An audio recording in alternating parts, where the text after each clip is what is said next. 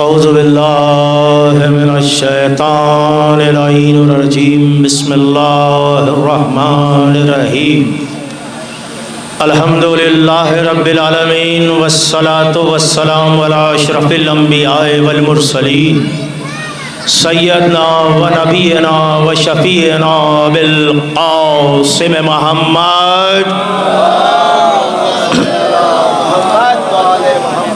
والہ طیبین الطاہرین المعصومین من یومنا ھذا الی قیام یوم الدین اما بعد فقد قال اللہ تبارک و تعالی فی کتاب المجید فرقان الحمید وقولہ الحق بسم اللہ الرحمن الرحیم قل لا اسألکم علیہ اجرا الا المودۃ فی القربى صلوات بھیجے محمد وآلہ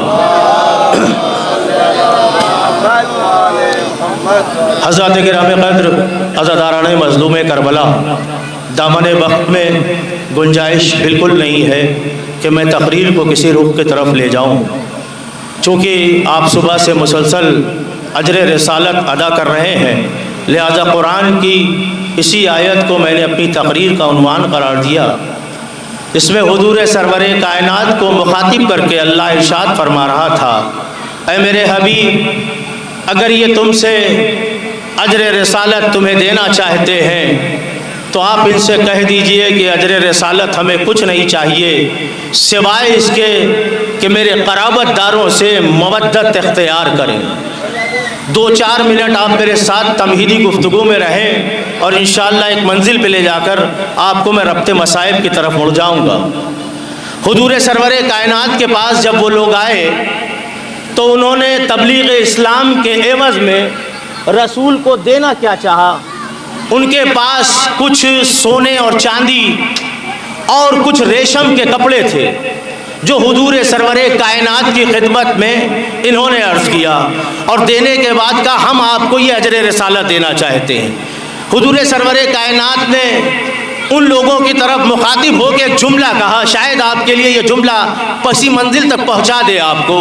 حضور سرور کائنات نے کہا اگر یہ تم سمجھتے ہو کہ میری 23 سال کی تبلیغی زندگی میں نے تمہارے ساتھ کچھ کیا ہے، تم انسان نہیں تھے، تم اس سے پہلے حیوانوں کی طرح زندگی گزارا کرتے تھے، تم پانی کے ایک ایک گھاٹ کے لیے 12 سال تک جنگیں کیا کرتے تھے، تم زندہ اپنی بچیوں کو قبر میں دفن کر دیا کرتے تھے، تمہارے قبیلے کبھی ایک ساتھ ایک دوسرے کے ساتھ بیٹھا نہیں کرتے تھے، اگر اس کا کچھ صلہ دینا چاہتے ہو، اگر تمہارے ذہن میں یہ بات آئی ہے کہ میں نے تمہیں انسان سے مسلمان بنایا، ذرا سا توجہ دیں، انسان سے مسلمان بنایا اور صرف مسلمان نہیں بنایا، میں نے تمہیں صاحبان ایمان بنایا، ذرا سا توجہ دیں، میں نے تمہیں صاحبان ایمان بنایا۔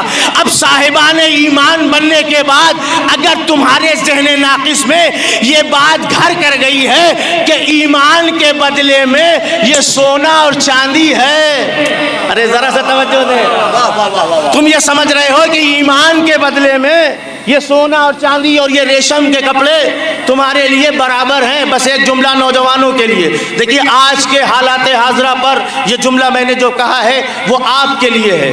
آج سب سے زیادہ آپ کے عقیدے پہ حملہ ہو رہا ہے، آج سب سے زیادہ آپ کے عقیدے پہ حملہ ہو رہا ہے۔ کیوں ہو رہا ہے؟ جانتا ہے دشمن کہ عقیدہ وہ چیز ہے جس سے انسان جنت میں جا سکتا ہے۔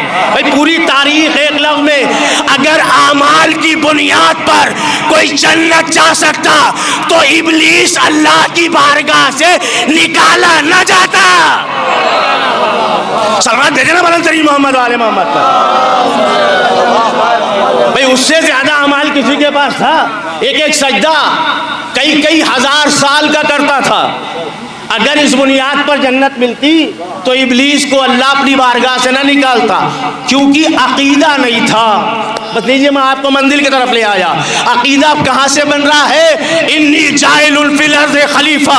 جیسے ہی آواز قدرت آئی انی جاعل فی الارض خلیفہ، میں روح زمین پر اپنا ایک خلیفہ بنانے جا رہا ہوں. متوجہ رہے نوجوان، اپنے عقیدوں کی حفاظت کریں، بہت ضروری ہے. حالات حاضرہ میں آپ کے عقیدے پہ حملے ہو رہے ہیں. یہ شبیہ کیوں بنائی جا رہی ہے؟ یہ علم کیوں اٹھایا جا رہا ہے؟ یہ جلوس کیوں نکال رہے ہو؟ یہ سب ہے ہمارے عقیدے. اس پہ اعتراض اب ادھر سے نہیں ہو رہے ہیں، اب اعتراض اپنی طرف ہونے لگے ہیں. بھائی سلوات بھیجے نا بلند ترین محمد والے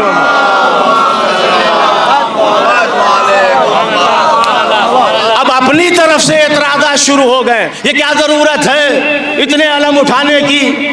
یہ کیا ضرورت ہے تبرک میں اتنا پیسہ صرف کرنے کی؟ میں بہت توجہ جملہ آپ کی نظر کر رہا ہوں. سوشل میڈیا ہے، ہر کلپ آپ کے پاس آ رہی. نوجوان، کیا ضرورت ہے مجلس امام حسین میں اتنا بھاری تبرک بانٹنے کی، اتنا پیسہ صرف کرنے کی؟ یہی پیسہ ایجوکیشن میں لگایا جائے، بیواؤں پہ لگایا جائے. بھائی ہمیں تبلیغ کرنا آسان ہے، ہم آپ کی تبلیغ مان بھی لیں گے. چلیے ہم نے تبرک امام حسین میں اپنا پیسہ صرف کر کے کسی کی مدد نہیں کی. ارے جنہوں نے پیسہ خرچ نہیں کیا انہوں نے کس کی مدد؟ سلمان بھیجے نا ایک محمد والے محمد.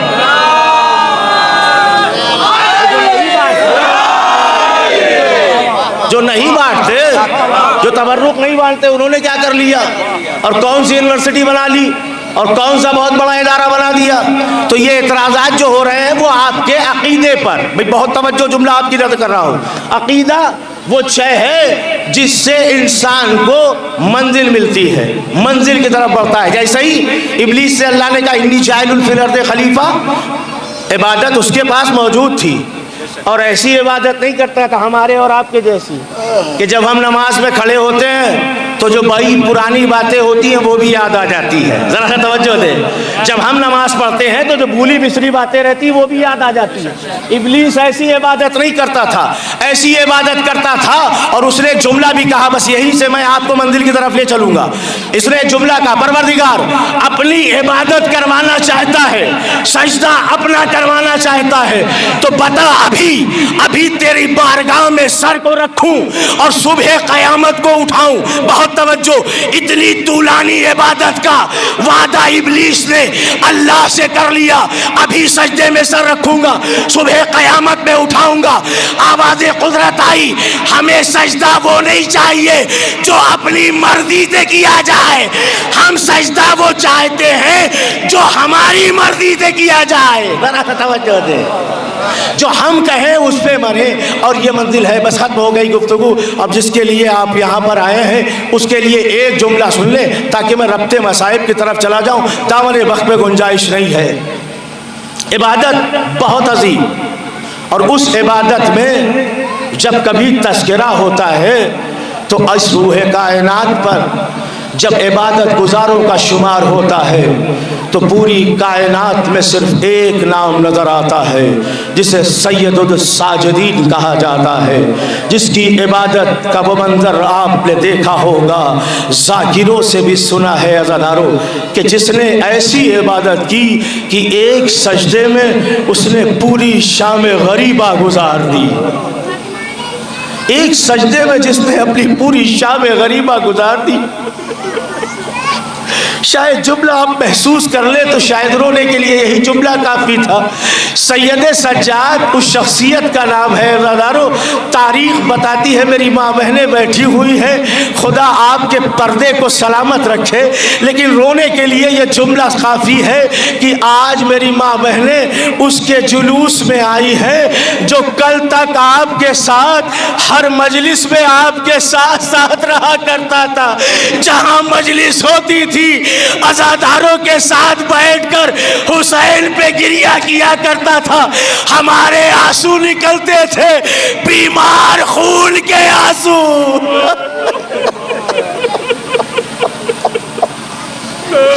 وہ تو خون کے आंसू बहाता था। बस एक ही रवायत पढ़ूंगा, आपने हक़ गिरिया अदा कर दिया है। शहजादी आपके पुरसे को कबूल कर ले, लेकिन अज़ादारों बस जुमला सुनने के लिए इस ताबूत पे नज़र करिए और रोने के लिए ये जुमला ही काफ़ी है।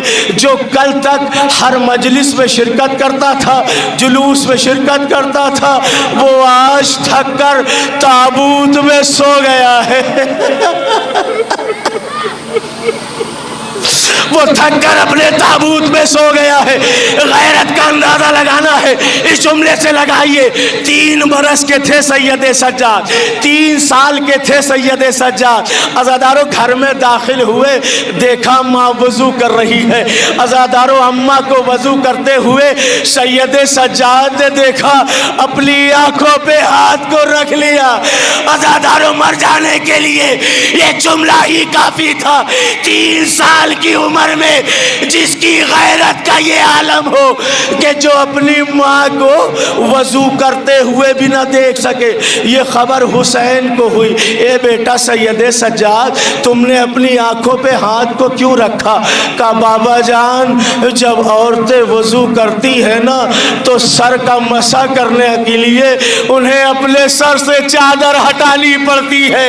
अज़ादारों सैयद सज्जाद का ये जुमला क़यामत का जुमला है। जो सैयद सज्जाद अपनी माँ को वुज़ू की हालत में भी सर नंगे न देखे, उसने अपनी माँ बहनों को करबला से कूफा और कूफे से शाम किस मंजिल में देखा है। अगर सुनेंगे जुमला बहुत रोएंगे। एक ही रवायत पढ़ूंगा, ज़्यादा रवायत नहीं पढ़ सकता। बस आपकी आंखों में आंसू आ गए हैं। वाक़यात करबला के बाद जब करबला से ये काफ़िला रवाना हुआ तो तारीख़ सुना है आपने और ज़ाकिरों से भी सुना है कि सैयद सज्जाद के हाथों में हथकड़ियाँ, सैयद सज्जाद के पाँव में बेड़ियाँ। अज़ादारों ये जुमला इस वक्त शायद आप महसूस न कर सके। मेरी गुजारिश है कि कभी इस मजलिस से दूर जाइएगा और अपने घर जाकर इस बात को, अगर आपको यहाँ रोना ना आए तो तब रोइएगा। अज़ादारों जब शदीद गर्मी पड़े तो एक लोहे का टुकड़ा लीजिएगा, उसे थोड़ी देर धूप में रख दीजिएगा। अज़ादारों अभी अगर रोना ना आए तो उस वक्त सैयद सज्जाद की मजलूमी पे मातम कीजिएगा।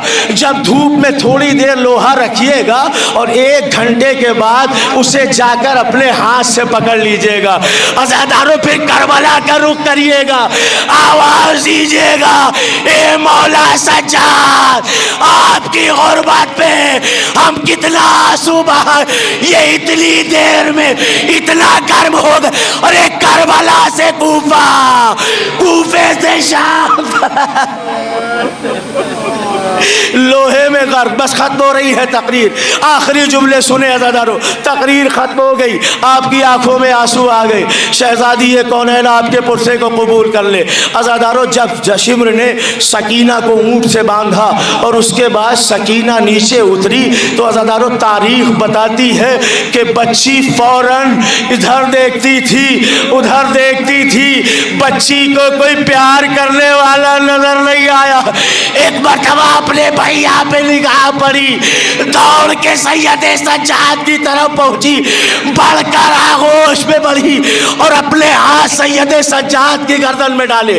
अज़ादारों जैसे ही सकीना ने हाथ डाला, एक मरतबा सैयद सज्जाद की चीख निकली, आवाज दी, सकीना अपने हाथ को हटा ले।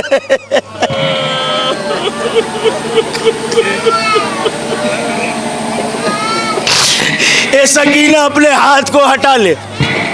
अज़ादारों सकीना ने पूछा, है भैया सज्जाद मेरे हाथों को हटाने के लिए क्यों कह रहे हो? सैयद सज्जाद ने कहा, देखना चाहती हो सकीना? एक मरतबा अबा का दामन हटाया, अबा हटाई है कांधे से। अब जो सैयद सज्जाद के तौक पे सकीना की निगाह पड़ी, सीने पे हाथ मारा, ए पुपी अम्मा मेरा भैया मर जाएगा। ختم کر دیتا تقریر، لیکن آپ کے آنسوؤں کو دیکھتے ہوئے یہ دو جملے سن لے۔ عزادارو سکینہ نے آواز دی، اے پھوپھی اماں جلدی آئیے، میرا بھیا سجاد مر جائے گا۔ بیویاں آئیں، آ کر سید سجاد کو اپنے سائے میں لے لیا۔ توق اور بیڑیاں اتنی گرم ہو گئی تھی کہ گردن سے سید سجاد کے دھواں اٹھ رہا تھا۔ بس ختم ہو گئی مجلس۔ بیویاں آ کر سید سجاد کو حصار کر کے کھڑی ہو گئی۔ عزاداروں پہ سر سعد نے دیکھا، آواز دی، اے شمر یہ قافلہ رک کیوں گیا؟ بس ایک مرتبہ شمر نے کہا، اے پہ سر سعد وہ جو حسین کا بیٹا بیمار ہے نا، اس کے ہاتھوں میں ہتھکڑیاں ہے، اس کے پاؤں میں بیڑیاں ہے، دھوپ کی تمازت کی وجہ سے بیڑیاں گرم ہو گئی ہے، سید سجاد کی کلائیوں سے دھواں اٹھ رہا ہے۔ بیویوں نے سایہ کر لیا، قیامت ہو گئی، میری ماں بہنیں بیٹھی ہے، خدا تمہارے پردے کو سلامت رکھے۔ بزرگ رو رہے ہیں، نوجوان رو رہے ہیں، بس یہ جملہ سنے مجلس ختم ہو رہی ہے۔ عزاداروں ایک مرتبہ پہ سر سعد نے کہا، ہمیں بڑھنے میں تاخیر ہو رہی ہے، چلو اس بیمار کو قافلے کے آگے لے آؤ۔ عزاداروں میری زبان جل جاتی اگر میں نے تاریخ میں یہ جملہ نہ پڑھا ہوتا۔ اب جو ظالم آیا ہے مجھے نہیں معلوم کہ بیویاں کیسے ہٹی، لیکن ایک ایک بیوی تعزیہ لے کی عطیت سید سجاد کو چھوڑ کے جاتی رہی۔ ایک بیوی تھی جو اپنے بھتیجے سے لپٹی ہوئی تھی، اے سید سجاد میں تجھے چھوڑوں گی نہیں، میں نے بھیا سے وعدہ کیا ہے میں تیری حفاظت کرتی۔ انا للہ و انا الیہ راجعون۔